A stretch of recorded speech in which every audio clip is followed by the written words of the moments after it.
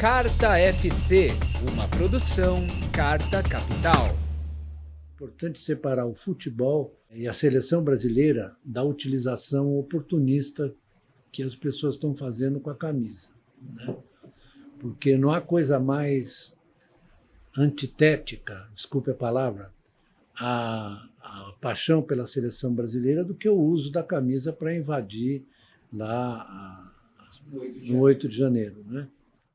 Amigos e amigas de Carta Capital, está no ar mais uma edição do Carta FC, o primeiro podcast de Carta Capital dedicado ao futebol. Eu sou o Leonardo Miazzo, editor do site de Carta Capital, e nesta edição tenho a honra de receber no nosso podcast Luiz Gonzaga Beluso, professor, economista, consultor editorial de Carta Capital, ex-presidente da Sociedade Esportiva Palmeiras e muito mais. Professor, muito obrigado, seja muito bem-vindo. Um prazer. Tudo bem com o senhor? Tudo bem. Professor, 14 anos desde que o senhor deixou a presidência da Sociedade Esportiva Palmeiras. Como tem sido a sua relação com esse clube desde então? Amanhã eu tenho uma eleição para o Conselho e foi aquela avalanche de candidatos me pedindo voto, né? E, na verdade, eu me comprometi com um deles, infelizmente, um amigo meu que desistiu de ser conselheiro, né? Eu ia votar nele porque ele me ajudou muito no processo de construção do Allianz Parque, né? Infelizmente, ele resolveu não se candidatar, então eu escolhi um outro amigo e amanhã estarei lá às 11 horas da manhã para depositar o meu voto no Júlio Moretti. E, professor, hoje, olhando em retrospectiva, para quem não se lembra, Beluso foi presidente do Palmeiras entre 2009 e 2011. E hoje, olhando em retrospectiva para esse período, qual é a avaliação que o senhor faz da sua passagem pelo comando do Palmeiras? Na verdade, você deveria perguntar isso para alguém para alguém que tenha observado a minha passagem, né? Eu sou sócio do Palmeiras desde 1955 e passei a minha vida inteira apegado àquele clube. Meu pai era o clube eu sou Beluso, né? Então, o clube dos italianinhos, né? Meu pai foi diretor jurídico do Palmeiras e eu passei a frequentar o clube assim de maneira muito intensa, sobretudo no período em que o Palmeiras teve um déficit de conquistas, né? Que é a década de 80. E aí, quando nós estávamos transitando para a década de 90, eu recebi uma consulta do presidente da Parmalat, Gianni Grisendi, que me perguntou como eu entenderia a compra do Paulista de Jundiaí. Aí eu disse para ele, olha, não acho uma má ideia, porque o futebol hoje está virando um instrumento muito importante de marketing, né? Mas por que você não tenta o Palmeiras? Ele falou, não, o Palmeiras é um clube de origem italiana, você é da Parmalat, Grisendi, né, é de Parma ali.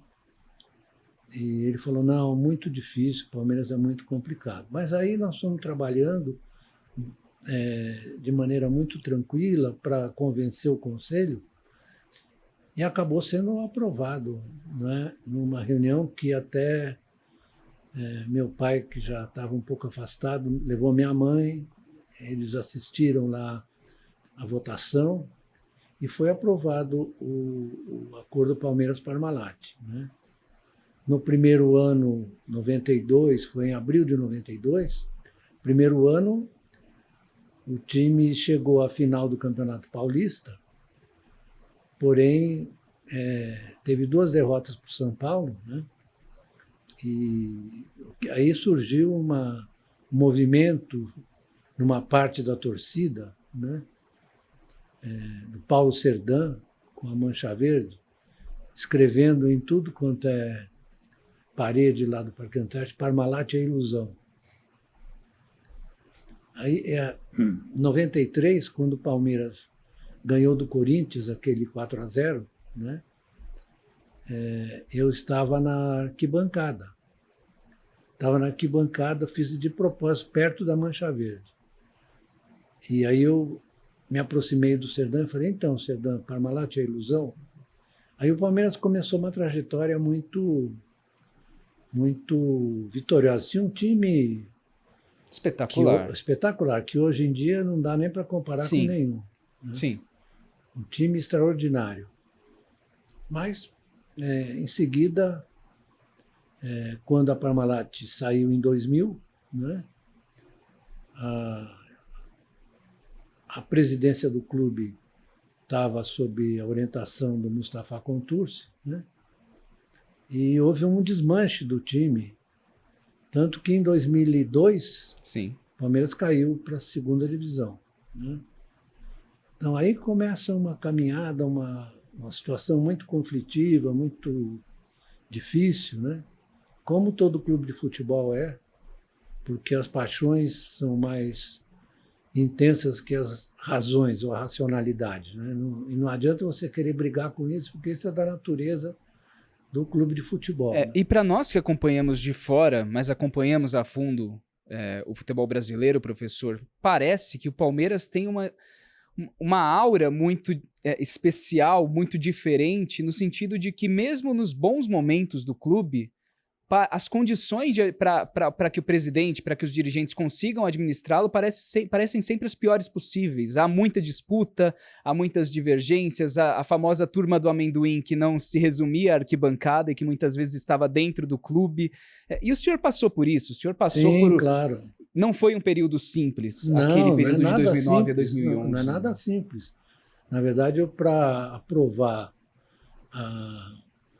o projeto do Allianz, né, foi uma batalha infernal, porque tinha lá um cidadão chamado Piraci de Oliveira, você sabe quem é, que fez de tudo para impedir que o projeto fosse aprovado no Conselho. Né? Mas aí a gente conseguiu a aprovação, né? E aí eles diziam, olha, mas não vai subir, porque a W Torre quebrou, porque não sei o quê. Uma função de...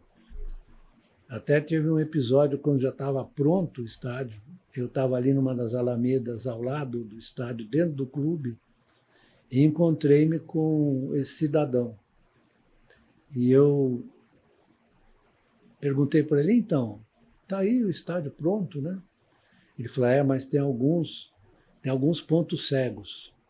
Aí eu falei, o único cego que tem aqui é você. Tá? Falei para ele. O senhor foi uma figura importantíssima. Sem o senhor não haveria o Allianz Parque, do modo como nós o conhecemos hoje. E mais de 10 anos depois, seria interessante ouvir uma avaliação do senhor sobre esse projeto, porque a própria presidenta do Palmeiras, a atual presidenta do Palmeiras, Leila Pereira, disse em 2023 que era um péssimo negócio, palavras dela, do ponto de vista financeiro. Mas qual é a avaliação que o senhor péssimo, faz? Realmente é péssimo. Do ponto de vista financeiro, não, péssimo não é negócio? péssimo. Estou tirando um sarro. Ok. Ela falou isso de maneira precipitada. Eu até me dou bem com ela, porque ela tem sido uma boa presidente. Mas essas coisas da precipitação, né? Por quê? Porque nós estávamos no meio de um conflito entre o Palmeiras e a W Torre. Certo? O Walter Torre morreu, foi uma figura muito importante na construção do estádio, ele caprichou. Eu estava até contando para o motorista que me trouxe aqui que ele gastou 28 milhões só na acústica do estádio. Né? Então o estádio foi muito caprichado.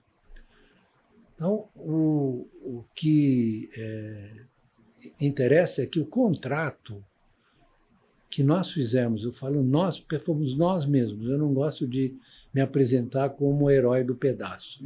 Fomos nós, muitos palmeirenses, tem um deles, aliás, que me ajudou muito, o Marcelo Solarino, que eu gostaria de vê-lo de novo, faz tempo que eu não vejo, mas foi um trabalho assim, muito coletivo. Né?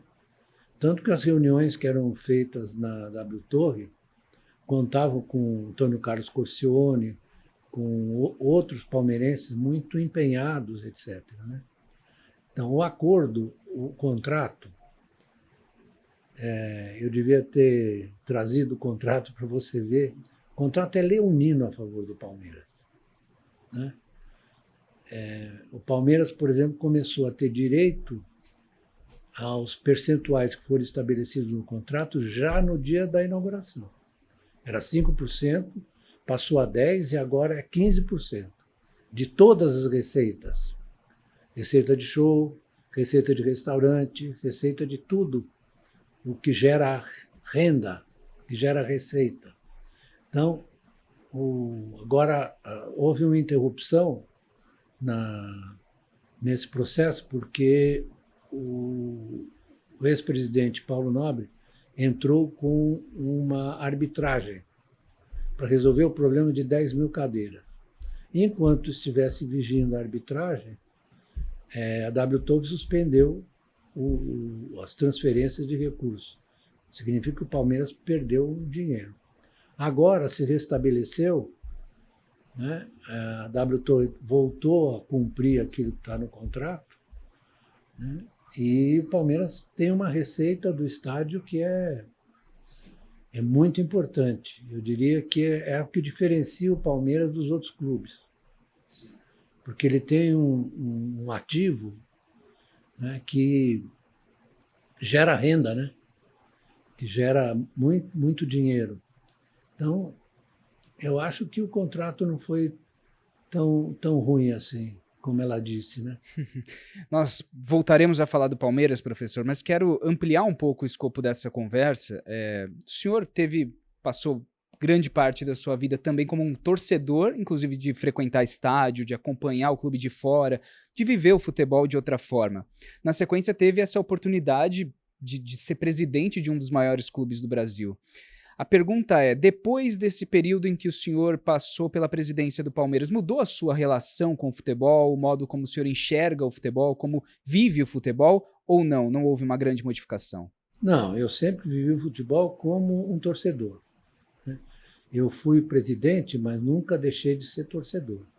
Então, digamos, se eu fosse definir minha natureza esportiva, eu sou um torcedor de futebol. Joguei muito futebol na Várzea de São Paulo, eu adorava jogar, né?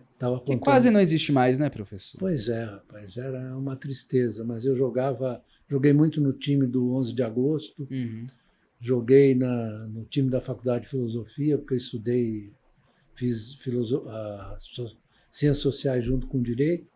Eu adorava jogar futebol. O futebol é uma paixão para mim, né? Eu até, às vezes, fico triste porque com 82 anos não dá para você jogar, né? Não há condições, né? Mas eu tenho muita saudade do tempo em que eu joguei futebol e a minha relação com o Palmeiras é de torcedor. Eu não perco um jogo, eu não vou muito ao estádio porque é mais cansativo. Sim. E tal. Mas eu não perco o jogo do Palmeiras na televisão de jeito nenhum. Ontem mesmo eu fiquei assistindo Palmeiras e Inter de Limeira, né? Eu assisto todos os jogos, acompanho sempre. Tenho ali amigos muito próximos que são também palmeirenses. Meu ex-diretor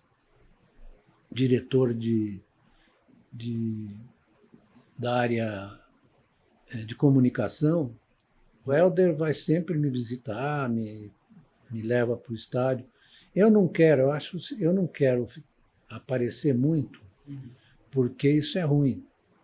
Porque parece que você está querendo meter o bedelho onde não é chamado.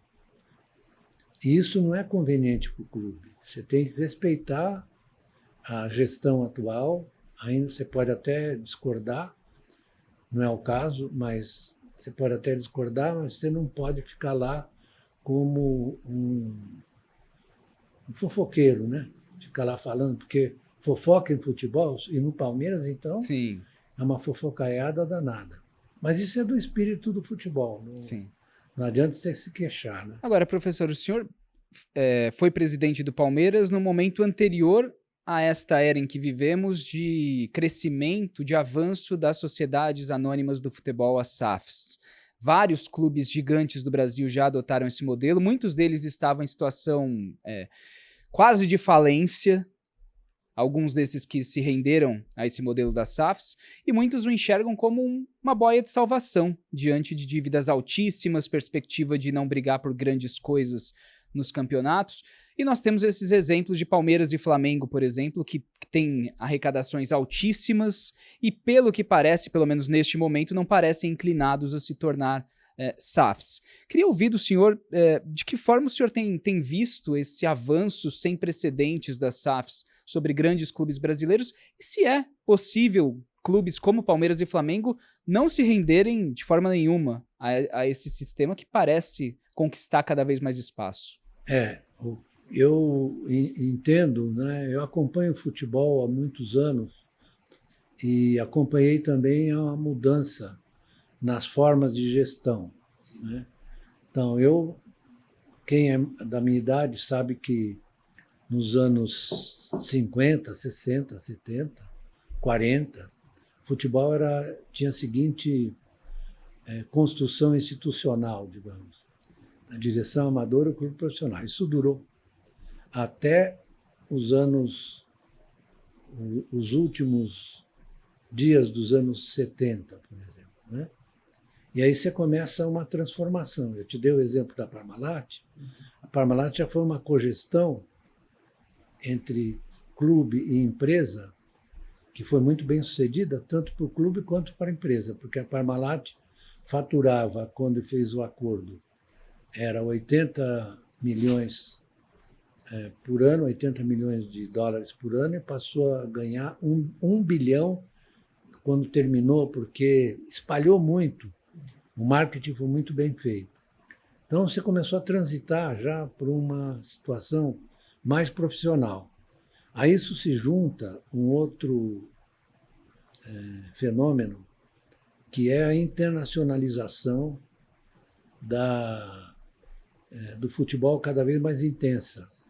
Com a regulação dos salários, ela é feita por cima, né? A partir dos clubes europeus, por exemplo, que tinham maior capacidade, até porque, agora voltando uma coisa para a economia, até porque o Brasil tem uma moeda não conversível. Não é igual ao euro, nem muito menos, nem à libra, né? E agora estamos contrastando com os clubes americanos.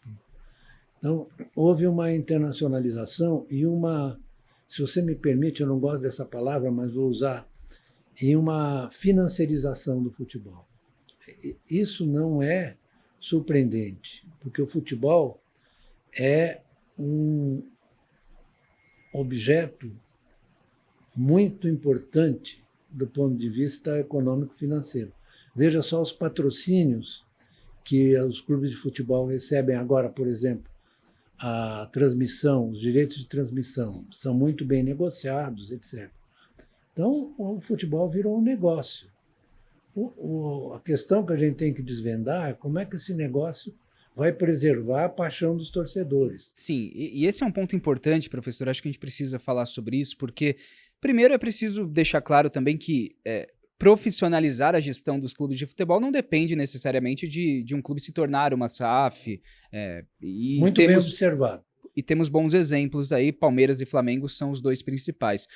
Agora, nós vimos nesses últimos anos em que houve sim um avanço na profissionalização da gestão do futebol brasileiro, também um afastamento de muitos torcedores que costumavam frequentar os estádios e hoje não conseguem. O Palmeiras tem um sistema de sócio-torcedor talvez dos melhores que temos no Brasil hoje. É o maior. Certamente, exatamente.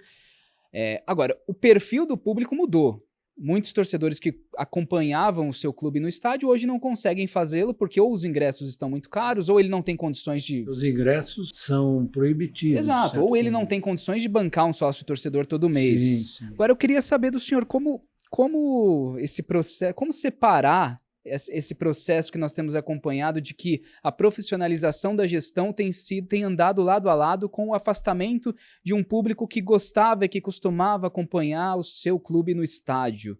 Como a gente sai dessa sinuca de bico, Pois professor? eu tenho ouvido várias opiniões a esse respeito, mas eu acho que os clubes, estou falando especialmente o Palmeiras, deveria ter uma área reservada para os torcedores jovens que não tivessem condições de pagar o ingresso, né? Reservar uma fração do estádio. É claro que isso vai implicar em uma queda de arrecadação. Sim. Né? Mas você pode usar isso como um instrumento de marketing e, na verdade, negociar com alguma empresa que esteja interessada a patrocinar esses torcedores, porque eu acho que isso consegue preservar, pelo menos em parte, né, esse segmento de torcedores que gostam muito do clube, torcem muito e não têm oportunidade de ver os jogos. Porque o que aconteceu é que você vai olhar a frequência do Allianz, por exemplo, você vai ver que a boa parte é de classe média para cima. Não sim, tem. Sim.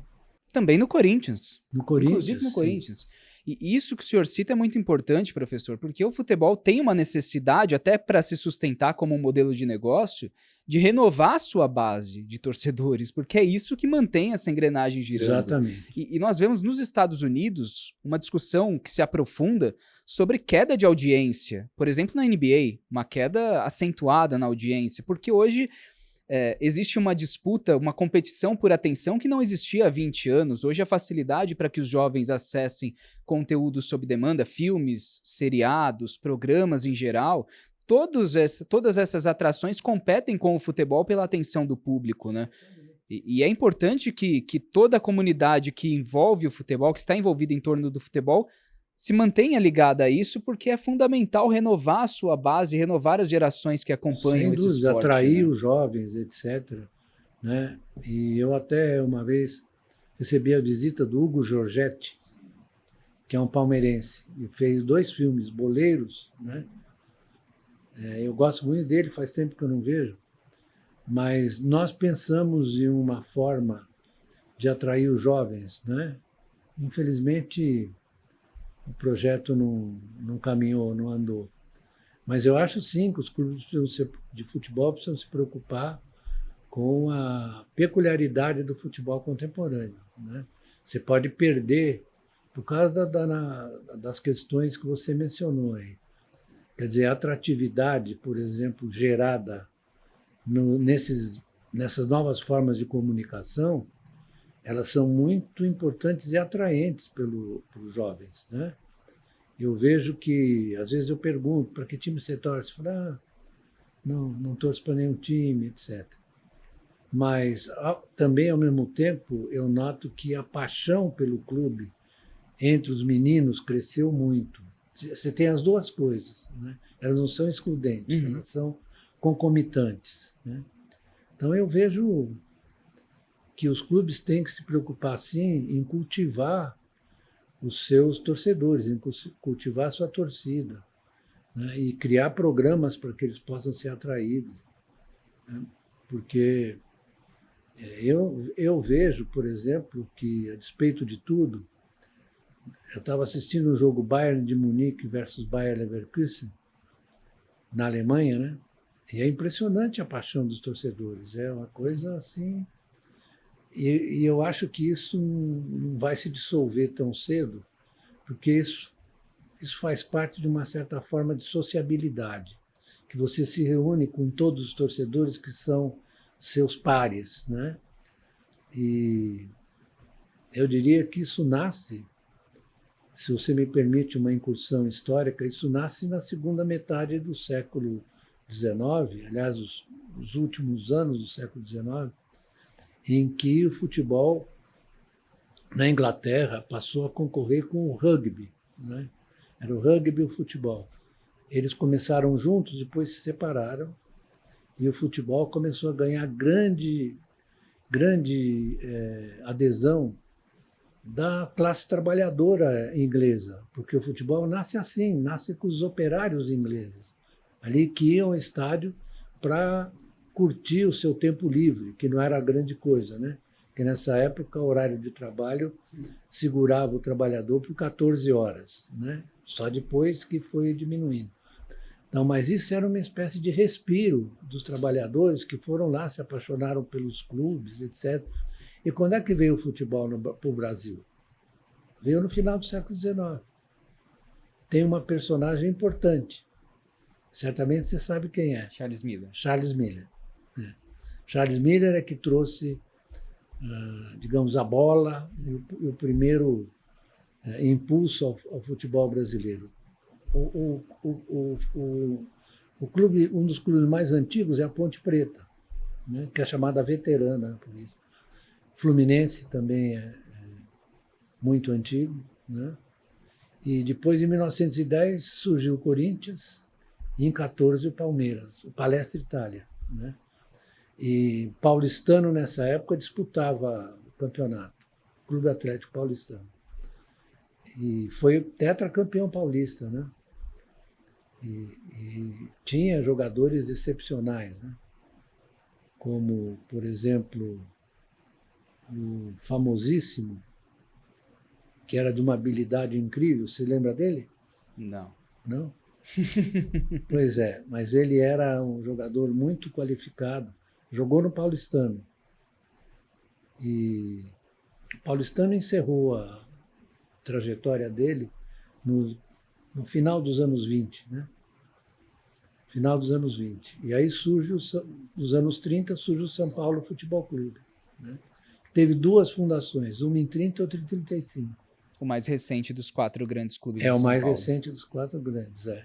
E o que estabeleceu uma rivalidade muito peculiar com o Palestra Itália, porque na guerra, você sabe que o Getúlio Vargas obrigou a todos os clubes a mudarem o seu nome, que tivesse alguma proximidade dos países do eixo, como Germânia, por exemplo, que é hoje o Pinheiros, era Germânia, né? E o Palestra Itália teve que mudar o nome, e fez isso no final de 42, né? E meu pai sempre me dizia, como eu nasci em 42, ele me disse, o Palmeiras, Palestra acabou e o Palmeiras nasceu com você. Eu falei, só que foi um pouco antes, né? Eu nasci em outubro, Palmeiras mudou de nome em setembro, 20 de setembro. Aqui perto você tinha um clube, né? É o São Paulo Clube, não é isso que chama? É aqui pertinho. É um clube onde eram disputados os jogos nesse período, boa parte dos jogos, né? E o Palmeiras construiu o Parque Antártica também nos anos 20, com apoio das Indústrias Reunidas Francisco Matarazzo, né? E chamava-se Parque Antártica. Por quê? Porque era da Antártica a companhia. E as pessoas iam lá tomar uma bebida, etc. As mesas eram todas espalhadas. E aí o Matarazzo comprou e doou para o Palmeiras, né? Que construiu lá o Parque Antártica. E, professor, aproveitando que a gente retrocedeu um pouco no tempo aqui para falar sobre aspectos mais românticos do futebol, mais do que aqueles contemporâneos, digamos, e existe um elemento nessa discussão que é importante trazer à tona, porque os estádios mudam, temos hoje grandes arenas, modernas arenas, e o Allianz Parque é um grande exemplo disso, mas o torcedor organizado está lá, as torcidas organizadas continuam, e esse é um tema que sempre desperta a grande paixão em todo mundo que trata dele. Há até uma discussão sobre o próprio direito da torcida organizada de existir ou não. Sempre se discute isso com bastante paixão. Queria saber, primeiro, em que lado o senhor se coloca e que o senhor contasse também um pouco da relação que teve de perto com, por exemplo, a Mancha Alviverde, no período em que o senhor foi presidente do Palmeiras, certamente teve... Não tive nenhuma uma relação próxima hostilidade com a Mancha. Deles, não, mas eu ia conversar. Tem um restaurante ali perto do Palmeiras, onde eu era já secretário de Relações Internacionais de São Paulo, e nós fizemos várias reuniões ali no restaurante para discutir. Isso foi logo depois do acordo com a Parmalat, né? E por que a gente fazia as reuniões? Para a gente poder trocar ideias, impressões. É claro que o torcedor, em geral, e o uniformizado muito mais, ele, na verdade, é muito apaixonado, então ele não tem muita paciência para argumentação, né? Ele está sempre querendo falar uma coisa mais aguda, tal. Mas eu acho que as torcidas uniformizadas, que surgem no final dos 60, né, começo dos 70, porque você tinha a TUP, torcida uniformizada do Palmeiras, depois que veio a Mancha Verde. Então você tinha várias uniformizadas. Esse é um fenômeno que vai acompanhando o futebol no final dos 60. Uhum. Né? E aí isso foi crescendo. Aliás, se sabe que tinha os hooligans na Sim, Inglaterra. Né? Os ultras, né? Os ultras, que foram controlados. Né? Uhum. Hoje em dia você não tem nenhuma notícia. Sim. Não, eu acho que você tinha que ter uma política adequada para transformar as torcidas organizadas em espaços mais pacíficos, etc. Né? Você tem muita coisa pouco recomendável porque a infiltração de alguns setores do crime que se metem por dentro das torcidas, o que precisa... Você tem esse... Eu me lembro da morte de um membro da Mancha, que era um sujeito muito interessante, foi morto por conta da meliância que se infiltra nas torcidas. Né? Só que você não pode generalizar, não pode misturar as coisas. É muito difícil você pensar na extinção das organizadas. Isso até nem é correto. Então é preciso ter um pouco de civilidade para tratar com isso, né? Um pouco de civilidade, de sabedoria para tratar com os torcedores que eles precisam dessa forma de convivência. Né? Quem viveu muito futebol, como eu, sabe que a convivência dentro da torcida, para as pessoas, em geral, são figuras menos abastadas, digamos assim, isso funciona muito, muito bem, né? No âmbito das torcidas uniformizadas, porque você congrega as pessoas, né? É uma coisa que lhe dá um certo conforto psicológico, etc. Né? É uma pertinência. E essa pertinência é muito importante. A gente tem uma pertinência. É claro que você tem, como toda condição humana é sujeita a altos e baixos, só que se você, na verdade, apostar no fim das organizadas, você vai fazer com que o futebol perca uma das suas dimensões importantes, que é essa paixão do torcedor, que está sempre lá. Né? Então, acho que é preciso ter uma política para as organizadas. Né? Uma política bem concebida e com conversas com eles, chamar os presidentes de torcidas, etc., os líderes, as lideranças de torcida, e conversar. Porque talvez pode surgir há o risco de surgir um momento em que o pessoal vai dizer, chega, vamos Sim. acabar com isso. Né? Como fizeram ao determinarem torcida única nos clássicos em São Paulo, Sim, né, professor? Pois é. Então, isso já é uma perda, né? É uma perda importante de exercício da sua paixão, que você está de um lado, a torcida do adversário de outro. Proibiram até as bandeiras, professor, Proibiram as bandeiras. Nos estádios de São Paulo.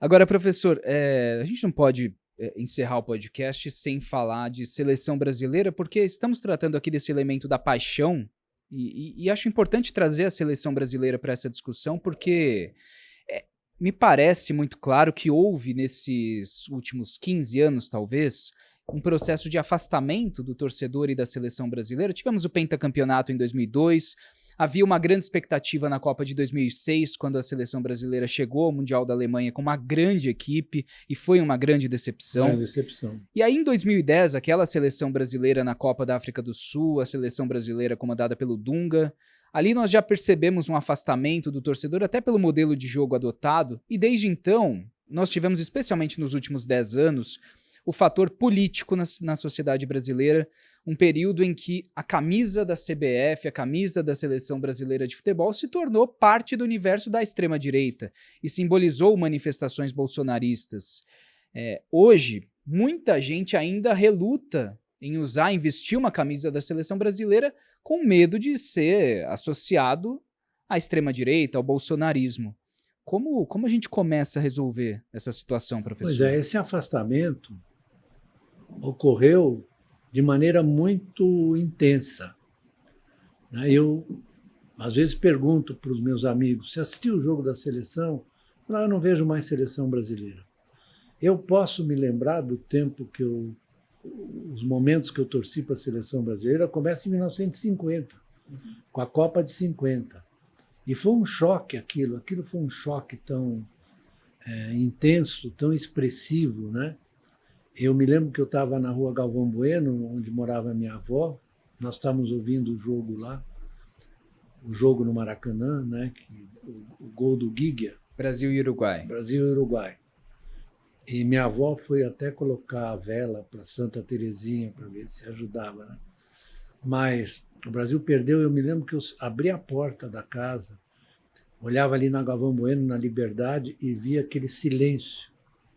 Silêncio, assim, assustador, porque você não ouvia um barulho na cidade. Incrível. Por isso que eu sempre vou aproveitar a oportunidade para falar do significado que foi a Copa Rio, o Campeonato Mundial Interclubes, de 51. Vencido pelo Palmeiras, 51. Não adianta você falar com os caras mais jovens, porque eles não vão entender. Mas os mais velhos sabem que aquilo foi um resgate da paixão dos brasileiros pelo futebol, né? E hoje tem uma discussão, o Palmeiras não tem mundial, que é falta de imaginação, né? Tá certo.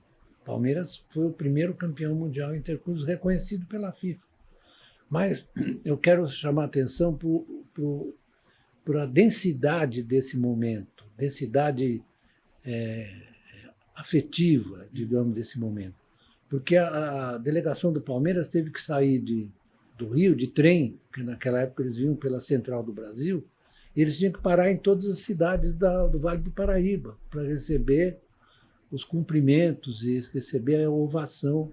Quando eles chegaram aqui, dizem, não sei se isso corresponde, que São Paulo tinha, na verdade, uns 2.300.000 habitantes, dizem que tinham 1 milhão de pessoas na Estação do Norte. Eu estive lá, não sei se era 1 milhão, estive com meu pai, eu era menino, estive com meu pai na Estação do Norte, foi comovente, porque tinha São Paulino, corintiano, santista, todo mundo lá para celebrar, para aliviar aquela carga que foi a derrota para o Uruguai, né? Então, era um momento diferente, era um momento em que a relação entre o torcedor e a seleção brasileira era muito mais próxima. Muito. E houve também, durante a ditadura militar, essa discussão sobre a necessidade ou não de separar o que acontecia dentro de campo, enquanto aqueles jogadores representavam a seleção brasileira e o país, por exemplo, na Copa do Mundo de 1970.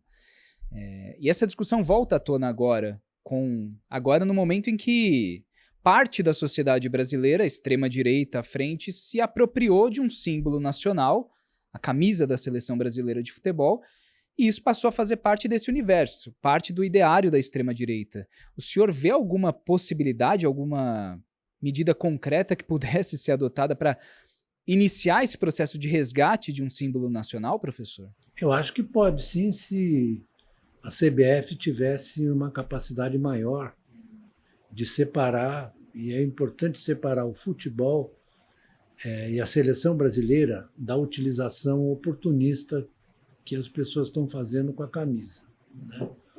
Porque não há coisa mais antitética, desculpe a palavra, a paixão pela seleção brasileira do que o uso da camisa para invadir lá no 8 de no janeiro. 8 de janeiro, né? Todos eles de camisa. Eu quero dizer para você que eu fico muito indignado com isso, porque eu acompanhei desde os anos 50, depois de 58, né? Eu estava no seminário no Rio de Janeiro, na verdade no estado do Rio, quando nós jogamos com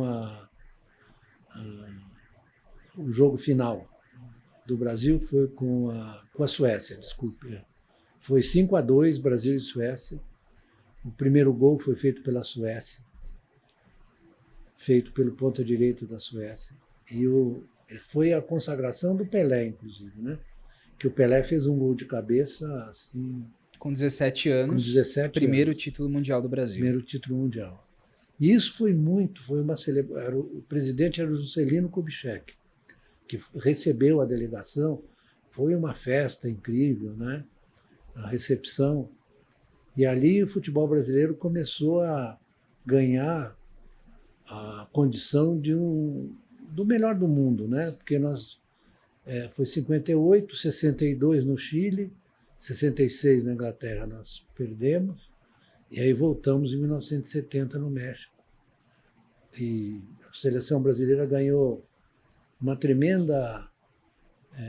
foi objeto de uma tremenda paixão. Eu me lembro do jogo de 82, que eu estava assistindo na minha casa, junto com a minha ex-mulher, e que o Brasil perdeu daquele jeito, né? Você se lembra do jogo?